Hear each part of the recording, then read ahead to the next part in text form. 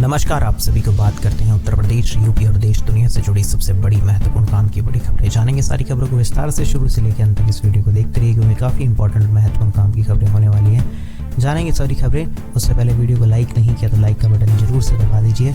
चलिए बात करेंगे सबसे पहले बड़ी इंपॉर्टेंट खबर की तरफ। जी हाँ, सबसे पहली बड़ी खबर अभी निकल कर आ रही है। वो खबर है हमारे उत्तर प्रदेश यूपी के वेदर के बारे में। जी हाँ, वेदर न्यूज़ के बारे में बात करते हैं।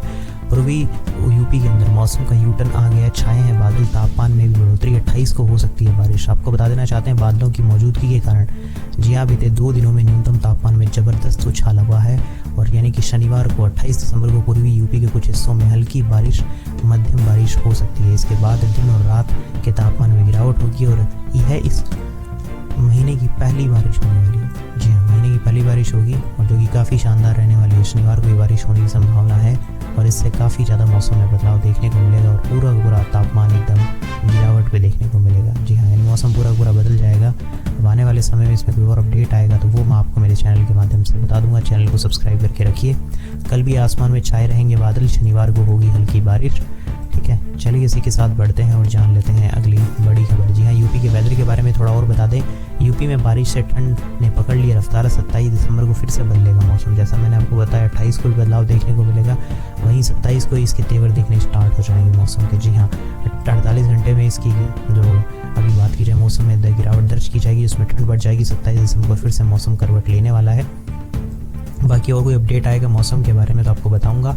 तब तक के लिए चलते हैं और बढ़ते हैं, जानते हैं अगली बड़ी खबर। जी हाँ, मुस्लिमों के विरोध पर जिस किताब को राजीव गांधी सरकार ने किया था बैन, 36 साल बाद कैसे वापस आई। आपको बता दें 1988 के समय में किताब प्रकाशन के समय बाद ही मुश्किल में पड़ गई थी। जी हाँ, ईरानी नेता रुहुल्लाह खोमेनी ने एक फतवा जारी कर मुसलमानों से रसूदी और उसके प्रकाशकों की हत्या करने के लिए कहा गया था। जी हाँ, आपको बता दें ब्रिटिश भारतीय उपन्यासकार जी हाँ सलमान रसूदी की विवादास्पद पुस्तक द सेंटनिक वर्सेज जी हाँ राजीव गांधी द्वारा सरकार द्वारा प्रतिबंधित किए जाने के बाद 36 साल बाद खामोशी से भारत वापस आई, और पिछले कुछ दिनों से राष्ट्रीय राजधानी स्थित जी हाँ बाहरी सन्स बुक सेलर्स पर इस पुस्तक का सीमित स्टॉक बिक रहा है। और इस किताब की विषय वस्तु पर लेखक के विरुद्ध काफ़ी हंगामा होता और दुनिया भर के मुस्लिम संगठनों ने इसे ईशा निंदा वाला माना था। जी हाँ, बाकी इसके बारे में और कोई अपडेट चाहिए तो मुझे बताना। बुक की कीमत 1999 रुपये। ये पुस्तक केवल दिल्ली एनसीआर में बाहरी सन्स बुक स्टॉलर्स सेलर्स पर उपलब्ध है। बाकी की किताब के विक्रेता ने एक्स पर एक पोस्ट में कहा था कि सलमान रसूदी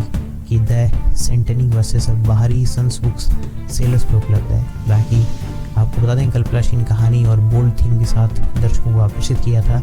बाकी इसके बारे में और कुछ अपडेट चाहिएगा तो मैं आपको बताऊँगा। आप अगर पढ़ना चाहें तो पढ़ सकते हैं, कमेंट्स में बताइएगा अगर जिन लोगों ने इस बुक को पढ़ा है तो।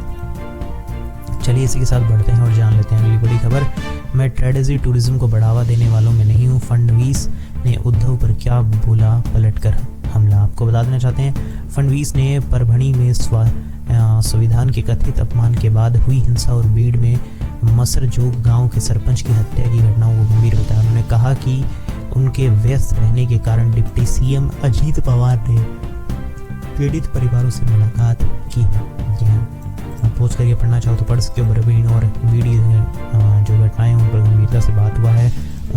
ऊर्जा और सिंचाई के क्षेत्र में बड़ा ऐलान हुआ है। गढ़चिरौली को स्टील सिटी बनाने का प्रोग्राम किया गया है। विपक्ष के आरोप पर भी दिया गया है जवाब। जी हाँ, चलिए इसी के साथ बढ़ते हैं और जान लेते हैं अगली बड़ी खबर। पक्षियों से टकराया ऑक्सीजन टैंक में धमाका, अजरबैजान प्लेन क्रैश की पूरी कहानी। अब तक 42 लोग मर चुके हैं। आपको बता देना चाहते हैं कहा जा रहा है कि विमान जब हवा में था तो पक्षियों के झुंड से टकरा गया और फिर उसके ऑक्सीजन टैंक में धमाका हुआ। क्रैश से पहले विमान ने इमरजेंसी लैंडिंग की परमिशन मांगी थी। जी हाँ, आपको बता देना चाहते हैं अजरबैजान एयरलाइंस का एक बड़ा विमान जी हाँ कजाकिस्तान में क्रैश हो गया। देश के आपात मंत्रालय ने कहा कि विमान में 70 लोग सवार थे। हादसे में कम से कम 30 लोगों के मारे जाने की आशंका, जबकि कई स्थानीय मीडिया रिपोर्ट्स में कहा गया मरने वालों की तादाद 42 पहुंच गई है। ऐसी जानकारी मिली कि विमान चालकों ने क्रैश से पहले कुछ देर पहले इमरजेंसी लैंडिंग की परमिशन मांगी थी और ये भी कहा जा रहा था कि विमान जब हवा में था तो पक्षियों के झुंड से टकराया और उसके बाद ऑक्सीजन टैंक में धमाका हो गया। फुटेज में देखा जा सकता है कि विमान लैंडिंग करते समय आग के गोले में बदल गया और विमान के पर अच्छे उड़ गए थे। जी हाँ, प्लेन क्रैश की पूरी कहानियाँ पोस्ट करके पढ़ना चाहो तो पढ़ सकते हो। विमान में कौन कौन सवार थे? विमान में अधिकतर जहाँ आपको बता दें अजरबैजान के नागरिक थे, लेकिन रूस, कजाकिस्तान और किर्गिस्तान के कुछ यात्री भी शामिल थे।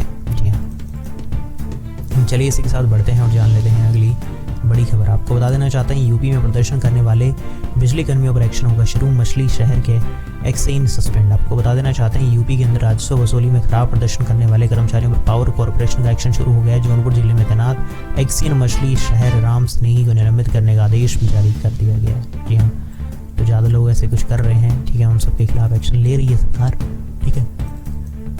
जहां प्रगति नहीं वहां जिम्मेदारी तय करते हुए होगी कार्रवाई, जहां पर विद्युत हानियां अधिक है वहां घर घर जांच करने के निर्देश दिए गए हैं, ठीक है। चलिए इसी के साथ बढ़ते हैं और जान लेते हैं अगली बड़ी खबर। आपको बता दें, योगी सरकार का बस यात्रियों को तोहफा, एसी जनरत सेवाओं का किराया 20% तक घटा। आपको बता देना चाहते हैं, सबसे बड़ी चीज़, योगी सरकार ने बस यात्रियों को तोहफा दे दिया है। अटल बिहारी वाजपेयी के 100वें जन्मदिवस पर यात्रियों को तोहफा देते हुए एसी बस सेवाओं का किराया 20% तक घटा दिया है, जो वाकई में बहुत ही शानदार चीज़ है।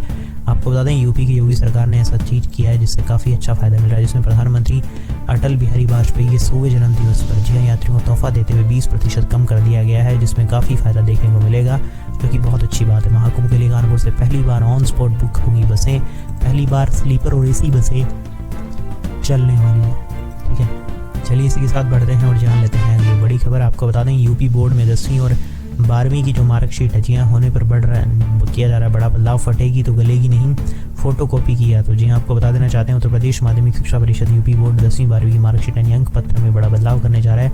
बोर्ड परीक्षा 2025 में शामिल परीक्षा में वैसी मार्कशीट दी जाएगी जो आसानी से नहीं फटेगी, पानी में डालने पर ये गलेगी भी नहीं। जी हाँ, जो कि बहुत शानदार हुई। और आपको बता दें, इसकी एक और ख़ास बात होगी, चाहे किसी भी प्रिंटर से इसकी फ़ोटो कॉपी की जाए, फ़ोटो प्रति पर फ़ोटो कॉपी लिखा जाए। सोचिए क्या शानदार काम किया गया है, मतलब चाहे कितनी भी इसकी फ़ोटो कॉपी कर लो, ऑटोमेटिकली फ़ोटो कॉपी लिखा जाएगा। सोच के देखिए क्या गजब काम किया गया, मतलब कोई भी इसमें कोई छेड़खानी नहीं कर सकता। जी हाँ, और आपको बता दें, मार्कशीट में कुछ सुरक्षा उपाय हैं, जिसमें मोनोग्राम लगाया गया है, वह धूप में ले जाने पर लाल रंग में दिखेगा और छाँव में ले जाने पर इसका रंग बदल जाएगा। अंक पत्र के साथ कोई छेड़छाड़ नहीं होगी, मतलब इसके अंदर कुछ ऐसा सिस्टम बनाया गया है। जी हाँ, जो मोनोग्राम होते हैं एक प्रकार से, जो कि मतलब किसी रोशनी में होते हैं, और जैसे आपको पता है जब भी कोई स्कैनर होता है तो उसके नीचे एक लाइट चलती है, तभी वो स्कैन कर पाता है। जैसे ही वो लाइट स्कैन करेगी तो ऑटोमेटिकली वो जो वर्ड होते हैं मोनोग्राम यानी जो फोटो कॉपी है वो ऑटोमेटिकली छपा हुआ आ जाएगा। जी हाँ, बाकी जब उसको ओरिजिनल देखेंगे तो उसमें कोई दिक्कत दिखेगी नहीं, ठीक है। तो वाकई में बहुत अच्छी चीज़ देखने को मिली है, पहली बार ऐसा कुछ देखने को मिला है। आप बताइएगा आपको कैसा लगा।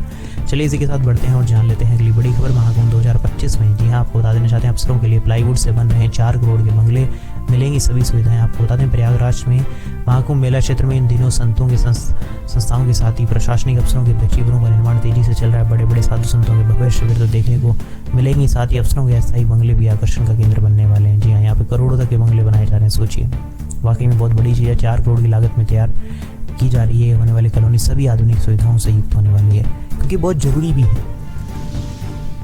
इसके अंदर आपको बता दें, प्लाईवुड के इस बंगले में छोटे छोटे कमरे हैं, टॉयलेट बाथरूम सोए की सुविधा होगी। बंगले में जिला अधिकारी का भी बंगला होगा, इसमें छोटे छोटे 4 कमरे, हॉल बनाया जा रहा है। डीएम के बंगले के सामने सीडीओ का बंगला बनाया जा रहा है। इन सभी बंगलों को ऐसे बनाया जा रहा है कि इसमें रहने वालों को ठंड का एहसास ही ना हो। जी हाँ, यह अस्थायी निर्माण देखकर ऐसा लगेगा माने ईंट और सीमेंट में बनाया गया। वाकई में इतना अच्छा काम किया जा रहा है, मानना पड़ेगा। कितना पैसा लगाया जा रहा है इस चीज़ के लिए भी, बहुत अच्छी बात है। चलिए इसी के साथ बढ़ते हैं और जान लेते हैं अगली बड़ी खबर। यूपी से निकलेगा अगला डी गुकेश। जी हाँ, इस जिले के स्कूलों में चल रही है शतरंज की फैक्ट्री। आपको बता दें, बिजनौर जिले के अंदर 2000 से अधिक जी हाँ बेसिक स्कूलों में शतरंज खेली जा रही है। पंचायत स्तर पर शतरंज के एक्सपर्ट तैनात किए गए हैं। वाकई में बहुत अच्छी चीज़ है। जैसे डी गुकेश ने इतनी छोटी सी उम्र के अंदर जैसे पूरे वर्ल्ड चैंपियन बन गया शतरंज का, वैसे हर कोई बन सकता है अगर उस लेवल पे कोशिश की जाए तो। जी हाँ, चेस चैंपियन। चलिए इसी के साथ बढ़ते हैं और जान लेते हैं अगली बड़ी खबर। आपको बता देना चाहते हैं, पुलिस की पूछताछ के बाद अल्लू अर्जुन ने उठाया बड़ा कदम। जी हाँ, आपको बता दें, पीड़ित परिवार को दिए इतने करोड़ रुपए। जी हाँ, आपको थोड़ा सा और इसके बारे में अपडेट दे देना चाहते हैं कि जो पीड़ित परिवार है, जी हाँ, उसको कितने रुपए मिले, आपको थोड़ा सा बता देते हैं। जी हाँ, आपको बता दें, हैदराबाद के संध्या थिएटर में जो फिल्म पुष्पा द रूल की स्क्रीनिंग के दौरान एक महिला की मौत हो गई और उनका बेटी बुरी तरह से घायल हो गई थी। जी हाँ, अब बेटा तो घायल हो गया, लेकिन घटना के लिए अर्जुन ने दोषी मान रहे हैं, जिन्हें फैंस बेकाबू हो गए थे। वह भगदड़ मच गई थी। एक्टर ने भगदड़ में 24 दिसंबर को पुलिस से लंबी पूछताछ की, जिसके बाद अर्जुन ने बड़ा कदम उठाया। भगदड़ में जो महिला थी उनकी जो गंभीर हालत में हो गई थी, और उसके बाद जो बेटे की मदद के लिए हाथ बढ़ाया। और आपको बता दें, अल्लू अरविंद ने मीडिया को बताया कि 2 करोड़ रुपए का चेक तेलंगाना राज्य फिल्म विकास निगम के अध्यक्ष दिल राजू को सौंप दिया गया है। जी हाँ, और पीड़ित परिवार को हर संभव मदद कर रहे हैं, जिसमें आपको बता दें अल्लू अर्जुन के पिता ने बताया कि लड़के और उनके परिवार की मदद के लिए फिल्म यूनिट ने 2 करोड़ रुपए की वित्तीय सहायता देने का फैसला किया। अल्लू अर्जुन ने 1 करोड़ रुपए दिए हैं।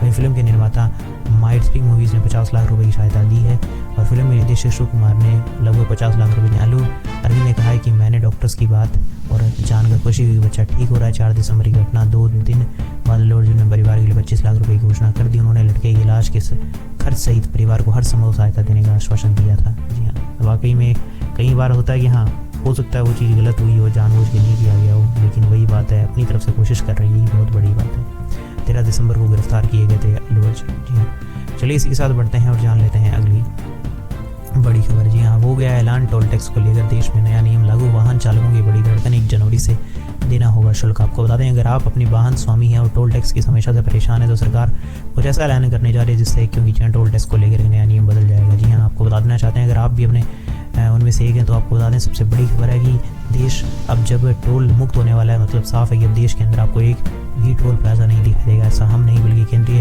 परिवहन मंत्री नितिन गडकरी कह रहे हैं। नितिन गडकरी ने कहा है कि सरकार देश को टोल फ्री बनाने की दिशा में तेजी से आगे बढ़ता जा रहा है। जी हाँ, क्या है टोल कनेक्शन का नया नियम, आपको बता देंगे। आने वाले समय में GPS based toll connection system बनेंगे, जिसमें नितिन गडकरी ने जानकारी देते हुए केंद्र सरकार ने जीपीएस बेस्ड टोल कलेक्शन जो सिस्टम है वो काम शुरू कर दिया। नए टोल कलेक्शन सिस्टम के तहत दूरी माप का टोल की राशि सीधे वाहन के बैंक अकाउंट से कट जाएगी और इसका फायदा यह होगा कि वाहन चालक को टोल प्लाजा पर रोकने की जरूरत नहीं होगी, जिसके कारण काफ़ी समय बच जाएगा। सरकार ने दे दिया बड़ा आदेश। आपको बता दें एक प्रकार से जीपीएस सिस्टम पे काम करेगा। जी हाँ, जीपीएस सिस्टम का मतलब यह है कि जैसे कि मान लीजिए आप कोई भी टोल एरियाज़ के अंदर जाएंगे, जी हाँ, जैसे जितने किलोमीटर का एरिया वहाँ जैसे ही आप एंटर करेंगे तो ऑटोमेटिकली उसे सेंसर में डिटेक्ट कर लिया जाएगा कि यहाँ पे ये वाहन इस एरिया के अंदर आया है। और जैसे ही आप उस एरिया से जितनी दूर के लिए आप सफ़र कर रहे होंगे और जैसे ही आप जिस सफ़र तक जाएंगे वो ऑटोमेटिकली कैलकुलेट कर लेगा कि आप इस सफ़र से इस सफ़र के लिए जाने वाले हैं, तो ऑटोमेटिकली वहाँ से आपका टोल आपके बैंक अकाउंट से जितना अमाउंट है वो कट कर दिया जाएगा। जी हाँ, ये पूरा का पूरा जीपीएस ट्रैकिंग सिस्टम पे होगा। जीपीएस ट्रैकिंग सिस्टम आपको पता है काफ़ी अच्छे से काम करता है, उससे सारी चीज़ें संभव हो जाएंगी। चलिए इसी के साथ बढ़ते हैं और जान लेते हैं अगली बड़ी खबर। संभल की ऐतिहासिक बावड़ी के रहस्यों की जांच में जुटा है राज्य पुरातत्व विभाग। 5वें दिन भी खुदाई जारी है। आपको बता देना चाहते हैं संभल के मोहल्ला लक्ष्मणगंज में स्थित ऐतिहासिक बावड़ी के रहस्यों को उजागर करने के लिए राज्य पुरातत्व विभाग की 2 सदस्यीय टीम ने बुधवार को गहन जांच की। डीएम के निर्देश पर पिछले 5 दिनों से बावड़ी की खुदाई का काम लगातार जारी चल रहा है।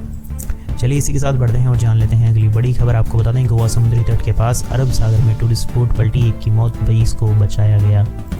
जी हाँ, आपको बता दें गोवा के अंदर समुद्री तट के पास अरब सागर में एक व्यक्ति टूरिस्ट बोट पलट गई। इस हादसे में एक व्यक्ति की मौत हो गई जबकि 20 को रेस्क्यू कर लिया गया है। अब नाव में बच्चों के अलावा महिलाएं भी सवार थी। चलिए इसके साथ बढ़ते हैं और जान लेते हैं अगली बड़ी खबर। आपको बता देना चाहते हैं हरियाणा पंजाब से लेकर यूपी एमपी तक गिरेंगे ओले, बिहार में घने कोहरे का अलर्ट।